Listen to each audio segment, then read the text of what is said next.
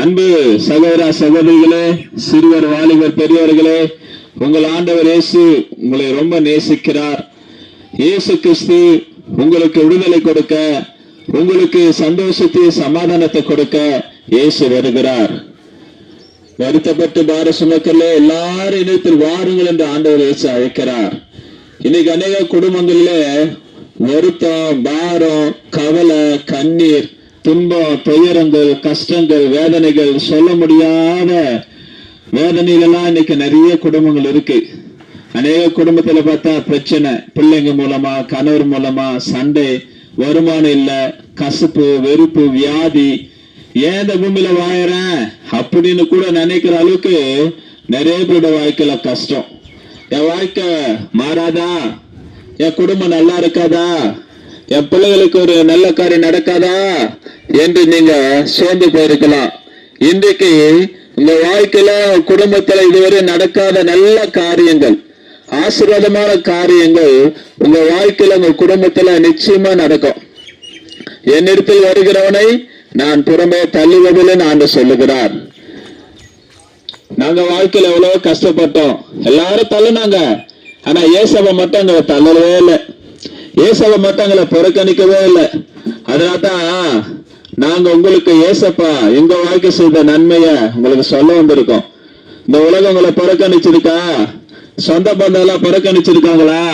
இன்னைக்கு வசதியா இருந்தா தாங்க நிறைய பேர் வருவாங்க, வசதி இல்லைன்னா யாருமே வரமாட்டாங்க. ஆனா உங்களுக்கு வசதி இருந்தாலும் வசதி இல்லாமல் போனாலும், எது இருந்தாலும் எது இல்லாமல் போனாலும், ஒருவர் மட்டும் கடைசி வரை கூடவே வருவார்.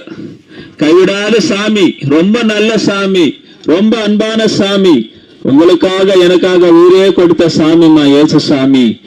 அவர் தான் நம்மளை வாழ வைக்கிற சாமி. எங்களையும் வாழ வைக்கிறார். இத்தனை வருஷம் எங்க வாழ்க்கையை முடியும்னு பார்த்தோம்.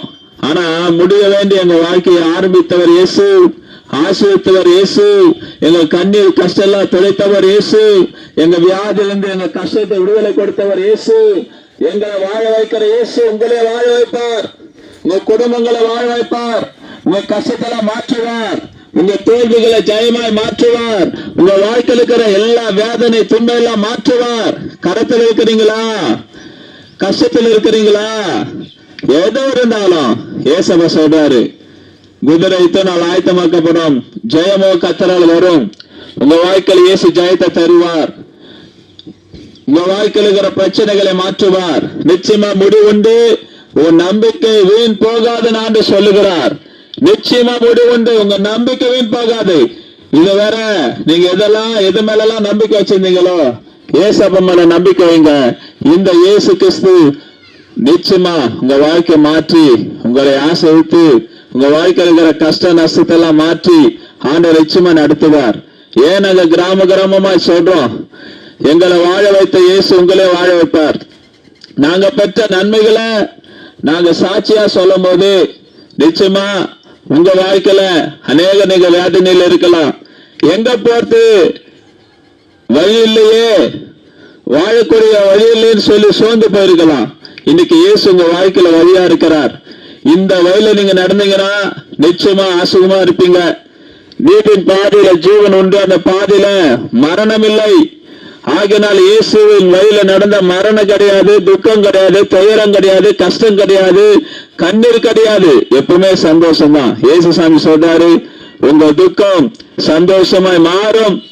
ஆகினால் உங்க துக்கம் எல்லாம் சந்தோஷம் மாறும். உங்களுக்காக நாங்க சுபிக்க வந்திருக்கிறோம். ஆகினால எங்க வாழ்க்கையில் செய்த ஏசப்பா உங்க வாழ்க்கை நன்மை செய்வார். நான் ஜெபிக்கும் போது உங்களுக்கு என்னென்ன கஷ்டம் இருக்கோ, என்னென்ன துன்பம் இருக்கோ எல்லாம் நீங்க மனசுல நினைச்சுக்கிட்டு, ஏசப்பா எனக்கு ஒரு அற்புதம் செய்யுங்க, ஏசப்பா என் வாழ்க்கையில ஒரு அற்புதம் செய்யுங்கன்னு சொல்லி நீங்க ஆண்டவரத்துல கேளுங்க. நிச்சயமா இந்த இயேசு கிறிஸ்து இன்றைக்கும் ஜீவிக்கிற இந்த இயேசு உங்க வாழ்க்கையை மாற்றுவார். உங்களை தேடிதான் ஏசப்பா வந்திருக்கிறார். உங்களை கஷ்டத்தை மாற்ற, உங்க துன்பத்தை மாற்ற ஏசப்பா வந்திருக்கிறார். அவரை உங்க இதயத்துல நம்புங்க, நிச்சயமா அற்புதம் செய்வார். பரலோக பிதாவே, இந்த கிராம மக்களை ஆசீர்வதிங்க சாமி. இந்த கிராம ஜனங்கள் எவ்வளவு கண்ணீரோடு கஷ்டத்தோடு இருக்கிறாங்கப்பா. அந்தவரே மன உடைக்கப்பட்டு இருக்கிறாங்க. ஒவ்வொருக்கும் ஒரு விதமான தேவைகள், கஷ்டங்கள், கண்ணீர்கள், துயரங்கள், துன்பங்கள், தோல்விகள் என் வாழ்க்கையில ஒரு ஜெயம் வராதா, ஆசீர்வாதம் வராதான்னு சொல்லி கஷ்டப்படுகிற அன்பு பிள்ளைகளை கண்ணோக்கி பாரும். நீ ஆசுகமா இருப்பா என்று சொன்னீரே, நான் உன்னை விட்டு விலகுவதும் இல்லை, உன்னை கை விடுதலை சொன்னீரே. ஆண்டவரே, உங்களை நீர் ஆசிரித்து உங்க தேவையெல்லாம் சந்தித்து உடைய வருகை நாட்களிலே இங்க இருக்கிற ஒவ்வொரு ஆத்மா ரட்சிக்கப்பட்டு அந்த பரலோக பாக்கியத்தை பெற்றுக்கொள்ள கிருபை செய்யும். ஆண்டவரே, இந்த கிராம மக்கள் ஒவ்வொரு குடும்பங்களையும் நீர் ஆசீர்வதித்தருளும். ஒவ்வொரு குடும்பத்தை பாதுகாத்துக் கொள்ளுங்க. படிக்கிற பிள்ளைங்க ஆசீர்வதிங்க. இந்த விடுமுறை நாட்களிலே வீட்டுல இருக்கிற பிள்ளைங்க பாதுகாப்பா இருக்கணும். ஆபத்தான இடத்துக்கோ எந்த இடத்துக்கு போக கூடாதபடி பிள்ளைகளை பாதுகாத்துக் கொள்ளுங்க. ரத்தகரை மறைத்துக் கொள்ளுங்க. இயேசு நாமத்தில் பிதாவே, ஆமென்.